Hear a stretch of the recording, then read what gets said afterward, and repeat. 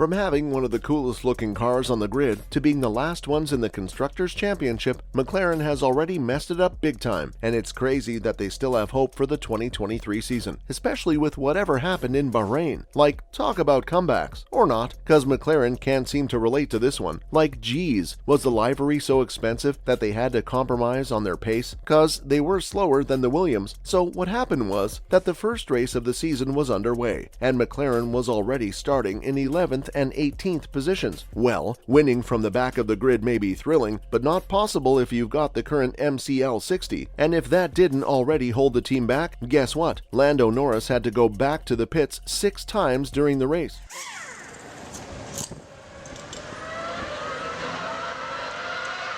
And for the newbie, Oscar Piastri, they got an early retirement in place for him. It's pretty cool to be an F1 driver here at McLaren. Been settling in nicely. It's like Norris was paying him a visit every 10 laps later. And, well, it was necessary with the pneumatic pressure leak in Lando's car. As a driver, I want to win, but you have to take 1 year at a time and kind of understand what success is. Which meant his car could only go a handful of laps before returning to the pits. And the question is, how long will this be going on? Because this is not the terrific start that any team would want. Like you're trying to make yourself a legend, not a meme. But at this point, the M in McLaren might just stand for meme. And with the goal set in mind, to have at least 4th in the Constructors, McLaren might need to lower their expectations. Or maybe not, because McLaren has a plan that just might make everything better. So don't worry, everyone. A lot of excitement and a lot of activity. Most exciting is going to see this Formula One car. McLaren is gonna get their problems sorted as soon as possible. For them, ASAP means until 4 races into the season. So don't bet your money yet, folks. It's wheel to wheel. Verstappen is ahead. Max Verstappen takes the lead. This is absolutely epic. This makes me question, why do they even have high hopes? Cause reliability issues have already been a pain. Norris barely finished the Bahrain race, and Piastri just wouldn't want to replay that night ever again if he wants to stay in F1. It'll be the first time for me in a competitive session for nearly 18 months, so that'll be something to get used to again. That's not exactly an experience that inspires hope in anyone, but if McLaren is still confident, then that means something championship changing might happen, right? Like there's something that could really turn the tides in McLaren's favor, and yeah, there is a light at the end of the tunnel. A wind tunnel in Woking, to be exact. Okay, I know that's a bit cryptic, but the thing is, McLaren is finally about to get their very own wind tunnel in the Woking factory, where their cars can instantly get their aero performance checked. But for a very long time, they've been using the one offered by Toyota Motorsport all the way in Cologne. So the cars, once manufactured in Woking, had to be shipped to Germany to have performance checks.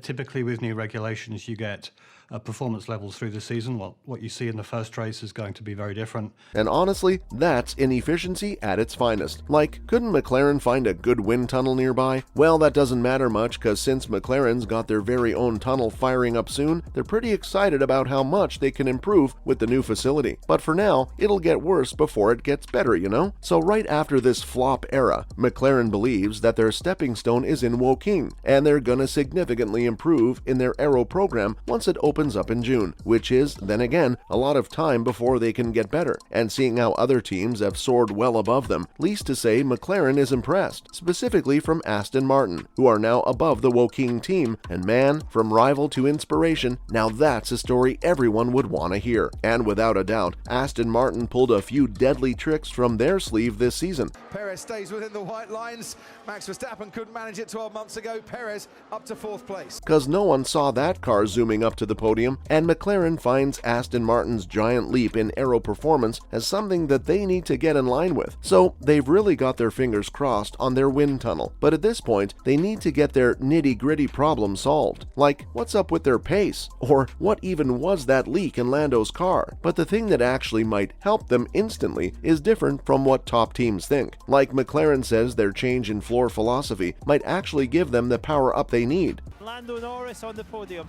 Superb.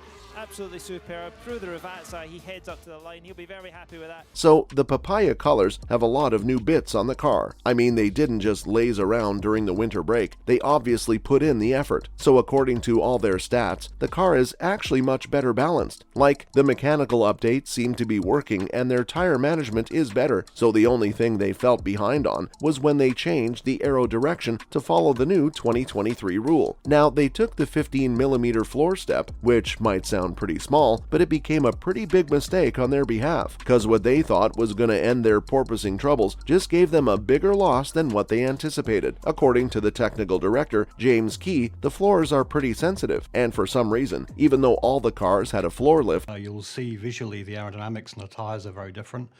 Changes under the skin, particularly the safety systems and the likes. only the McLaren was adversely affected. To him, the key to stopping this disadvantage is to change the floor geometry of their cars entirely. It's been a fantastic engineering challenge for us. You'll see visually the aerodynamics and the tyres are very different.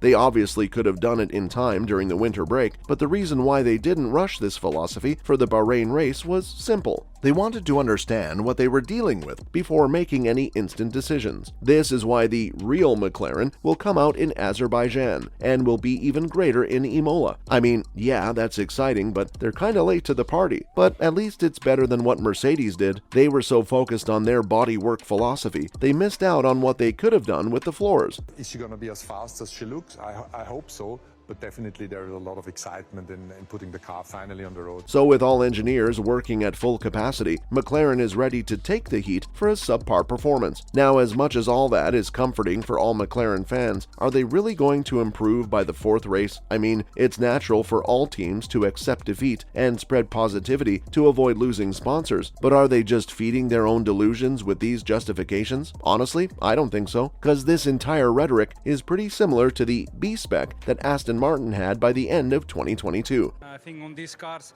it's not always clear where you position the car. You are sitting very low with a halo. The visibility is not that good.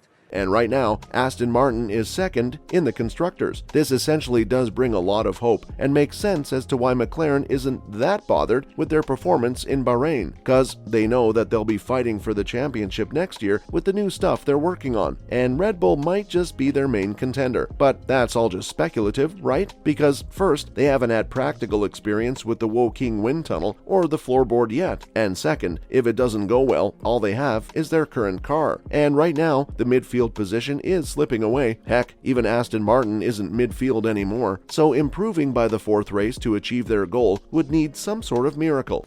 Yeah, but we knew that. We knew that Red Bull were maybe out of reach.